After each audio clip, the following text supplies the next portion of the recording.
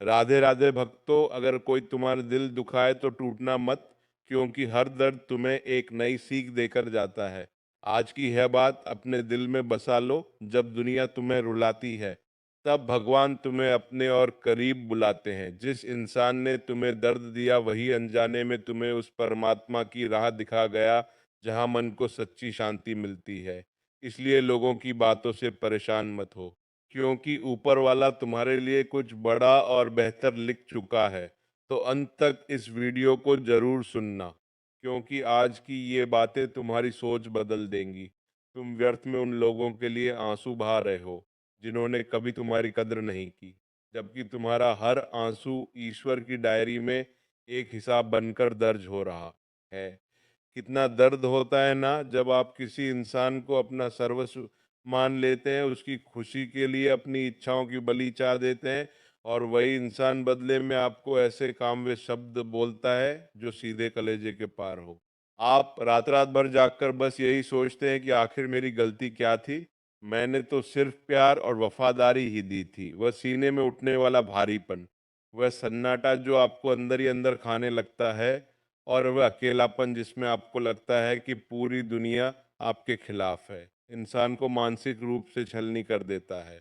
आप अपनों के बीच होकर भी बेगाने महसूस करते हैं, क्योंकि जिस पर आपने सबसे ज्यादा भरोसा किया, उसी ने आपके विश्वास के महल को एक पल में ढा दिया। वो घुट घुट कर जीना और अपनों के ताने सहना इंसान की आत्मा को थका देता है। आपको लगता है कि शायद आप ही बुरे हैं, या शायद इस दुनिया में अच्छाई की कोई जगह ही नहीं बची। पर सच तो यह है कि लोग तुम्हारा दिल इसलिए दुखा पा रहे हैं, क्योंकि तुमने अपनी शांति की चाबी उनके हाथों में सौंप दी है। श्री कृष्ण भगवत गीता में कहते हैं कि यमानो द्विजते लोको लोकानो द्विजते, या अर्थात ना तो वह किसी को कष्ट देता है और ना ही वह किसी के द्वारा दिए गए कष्ट से विचलित होता है। कड़वा सच तो यह है कि दुनिया केवल उसी को दबाती है जो झुकना जानता है। लोग तुम्हारा दिल नहीं दुखा रहे, बल्कि ईश्वर तुम्हें यह समझा रहे हैं कि तुम गलत जगह पर अपना ठिकाना ढूंढ रहे हो। यह संसार नश्वर है, और यहाँ के रिश्ते अक्सर स्वार्थ की डोर से बंधे होते हैं। जब कोई तुम्हारा दिल दुखाता है, तो समझ लेना कि भगवान तुम्हारे मुंह के बंधनों को काट रहे हैं, ताकि तुम स्वतंत्र होकर अपनी मंजिल की ओर बन सको।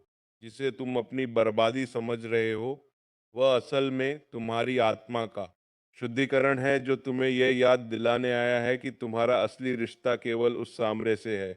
इसका समाधान यह नहीं है कि आप पलट कर वार करें, या नफरत की आग में खुद को जलाएं। समाधान है मौन और दृढ़ संकल्प। जब कोई तुम्हारा दिल दुखाए, तो शोर मत मचाओ, उससे बहस मत करो, बल्कि खामोशी से अपना रास्ता बदल लो। अपनी ऊर्जा को उन लोगों को समझाने में बर्बाद मत करो जो तुम्हें समझना ही नहीं चाहते। समाधान यह है कि तुम अपनी कीमत खुद पहचानो। जब तुम खुद की कद्र करने लगते हो, जब तुम अपनी खुशियों के लिए दूसरों के मोहताज नहीं रहते, तब दुनिया का कोई भी शब्द तुम्हें चोट नहीं पहुंचा सकता। शांत हो जाओ, क्योंकि खामोशी में वह गहराई होती है जो सामने वाले के अहंकार को अपने आप चूर कर देती है। अपनी पीड़ा को अपनी ताकत बनाओ, और उसे अपने लक्ष्यों को प्राप्त करने में झोंक दो। जिस दिन तुम सफल हो जाओगे, उस दिन तुम्हारा मौन ही सबसे बड़ा जवाब होगा।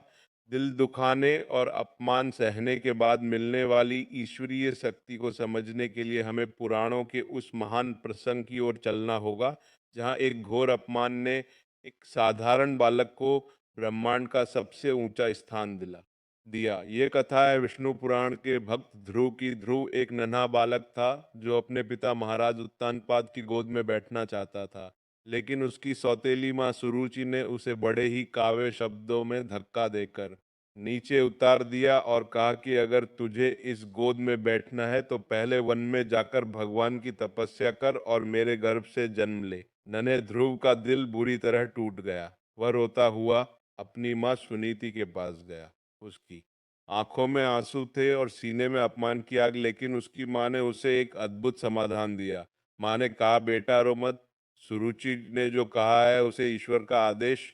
उसने तुझे उस पिता की गोद से उतारा है जो अस्थाई है। अब तू उस जगत के पिता की शरण में जा, जिसकी गोद से तुझे कोई नहीं उतार पाएगा। ध्रुव ने उस अपमान को अपनी चिंता नहीं बनाया, बल्कि उसे अपनी प्रेरणा बना लिया।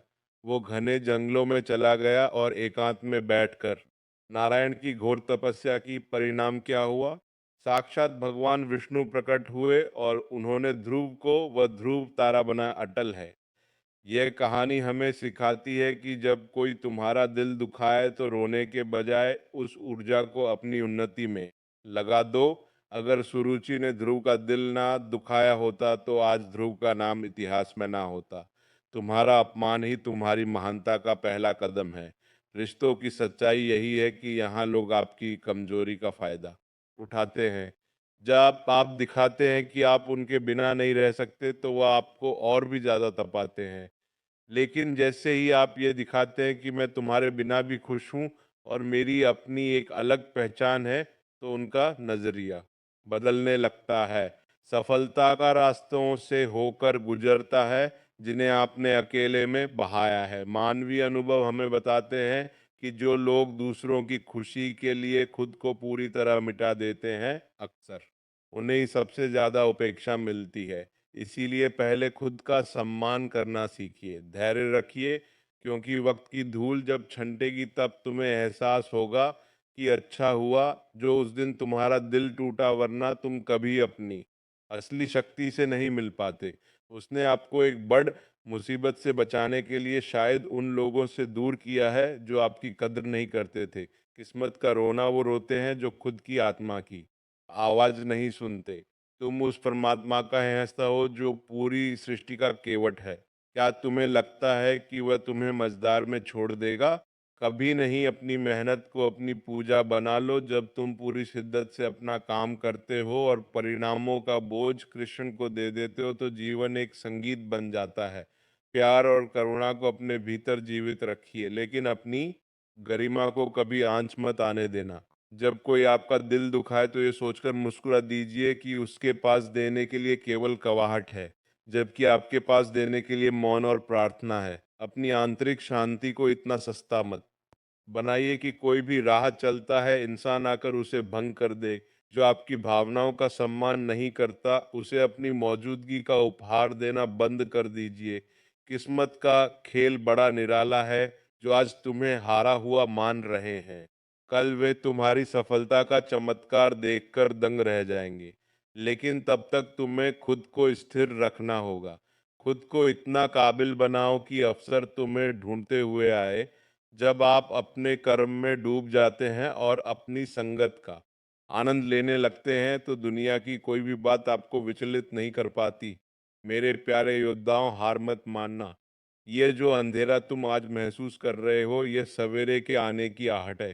तुम कमजोर नहीं हो, तुम तो वे चिराग हो जो अपनी रोशनी खुद पैदा करता है। अपनी आंखों में वह चमक और दिल में वो शांति जगाए रखो जो किसी और की मोहताज ना हो।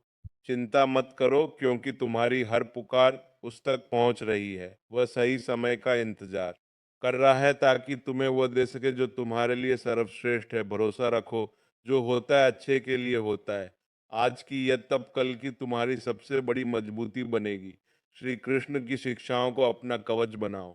वह मुरली वाला तुम्हारे साथ खच्चा है, बस एक बार दिल से उसे पुकार कर देखो। वह तुम्हें उस दलदल से बाहर निकाल लेगा जहां तुम फंसे हुए हो। जीत तुम्हारी ही होगी, क्योंकि तुम्हारा हृदय साफ है और तुम्हारी नीयत नेक है। अगर आज की इन बातों ने तुम्हारे टूटे हुए मन को जरा भी सहारा दिया है, अगर तुम्हें लगा है कि वाकई तुम्हें अब और नहीं घबराना है, तो इस दिव्य शक्ति को अपने भीतर महसूस करो। तुम अकेले नहीं हो। तुम्हारे हर संघर्ष और हर मौन प्रार्थना के साक्षी साक्षात नारायण है। अपनी आंखों को बंद करो और उस शांति को महसूस करो जो तुम्हारे भीतर है। तुम किसी की कवाड़ से कहीं ज्यादा ऊंचे हो। विश्वास रखो, तुम्हारा आने वाला कल तुम्हारी कल्पना से कहीं ज्यादा भव्य और गौरवशाली होगा। बस खुद पर से और उस बनाने संगीत वाले पर से यकीन मत खोना जिसने तुम्हें यह जीवन दिया है। वह तुम्हारी जीत का मार्ग प्रशस्त करने के लिए पहले से ही तैयार खा है। अपनी उस आंतरिक शक्ति को पहचानो और एक नई उम्मीद के साथ अपने लक्ष्य की ओर बढ़ चलो। याद रखना, जिसने तुम्हारा दिल दुखाया है वही दर्द एक दिन तुम्हें भगवान के सबसे करीब ले जाएगा। अगर भरोसा है श्री कृष्ण पर तो कमेंट में राधे राधे जरूर